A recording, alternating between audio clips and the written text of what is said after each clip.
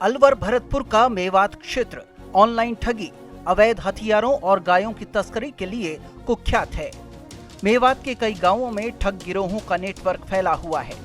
ETV Bharat की team ने भरतपुर के इन गांवों का जायजा लेने का फैसला किया। हम मेवात इलाके के बदनाम गांव का सच जानने के लिए मुंह अंधेरे ही निकल पड़े। अंधेरा छटा तो सुबह की ताजा हवा में खेत पीछे छूटने लगे। हम एक गांव के कच्चे रास्ते पर थे। सड़क का यहाँ नामो निशान नहीं था। गलियों के हालात तो और भी बदतर थे। जिस रास्ते पर हम आगे बढ़ रहे थे वहाँ कीचड़ के सिवा कुछ नहीं था। स्कूल का गेट बता रहा था कि हम कामा के बिलंग गांव में पहुंच चुके हैं। हाथ में लाठी थामे बुजुर्ग की आंखों में एक अजीब सी खामोशी थी। एक पोल के सहारे पाइपों का जाल देखकर हम समझ गए कि इलाके में पेयजल की भारी किल्लत है। स्वच्छ भारत का नजारा तो हमारे सामने ही था। गांव की खामोशी डराने वाली थी। हमें चौपाल पर बैठे कुछ बुजुर्ग नजर आए।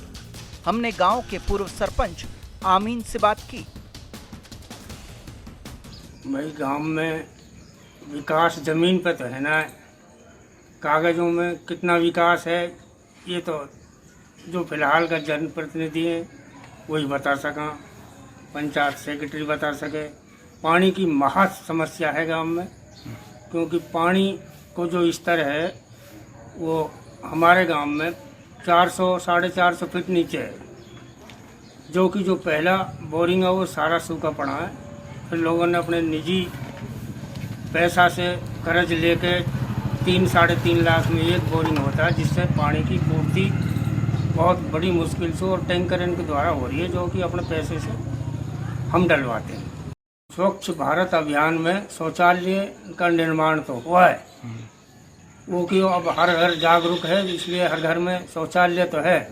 प्रधानमंत्री आवास या वृद्ध अवस्था पेंशन वो एक दूसरा अलग अलग खाता में जारी है। जमीन पे मेरा नाम प्रधानमंत्री आवास में तो मुझे तो पैसा मिल नहीं रहा। जो चहेते हैं जनप्रतिनिधियों के जो पैसे दे रहे हैं उनके खाते में पैसा डल रहा है, और वही हाल वृद्धावस्था पेंशन का है।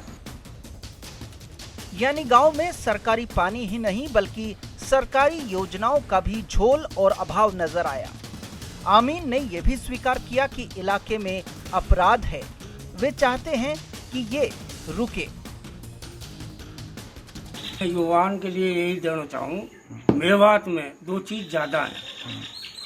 एक तो ओलेक्स, जिससे लोग फर्जी तरीका से पैसा निकाल रहा है खाता में से, ब्लैक मेलिंग कर रहा है, ये ना होनी चाहिए, ये रोक लगनी चाहिए। एक मेवात में सबसे ज़्यादा गौ कसी, जबकि गौ कसी तो हमारी स्थानीय पुलिस से मिलकर वो गौ कसी कर रहे हैं लोग। ये रुकनी चाहिए कि इससे सारी कौम, सारा समाज बदनाम होता है। इसके बाद हमने बात की बिलंग गांव के एक और पूर्व सरपंच अब्दुल रजाक से। उनकी हंसी में तीखा व्यंग्य था। उन्होंने कहा कि गांव में विकास की कमी महसूस नहीं होती क्योंकि पैसा बहुत है। अब्दुल ने साफ गोई से कहा कि गांव में जो बुरा काम कर रहे हैं उसका परिणाम भी गलत ही होगा। विकास की जरूरत महसूस नहीं होती? नहीं। कारण? पैसा बहुत, काम बहुत। कैसे? जरूरत ही ना पड़ रही है अभी तो कुछ भी ना। ऑनलाइन साइट पर जो चल रहा है मैसेज, इसके बारे में क्या कहना चाहते हो? वो धंधा तो है ही है, ज़्यादा है, बदनामी है, बुरा काम है। लास्ट एंड भी हो गई, भूखा भी मरेंगे कई दिन, लेकिन अब तो चल रहा है। आप कुछ संदेश देना चाहते हो उनको? नहीं करना चाहिए।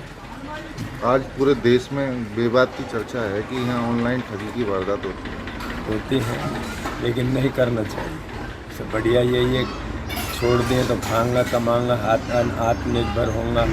लेकिन अगर यही के ऊपर रहे कई दिन बंद होगी, भूखा भी मरेंगा, फिर बुराई तो बढ़ी रही। जुआ, सट्टा, दारू बढ़ रही है, बुराई पैसे में बुराई ज़्यादा है। फिजूल को पैसा में बुराई है ही। फिजूल के पैसे में बुराई है और बुराई का अंत बुरा ही होता है।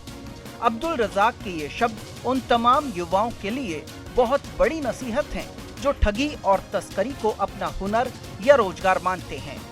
ये नसीहत ही हमारी यात्रा का मुकाम साबित हुई। बिलंग गांव से हम लौट पड़े। ईटीवी भारत के लिए भरतपुर से श्यामवीर सिंह की रिपोर्ट।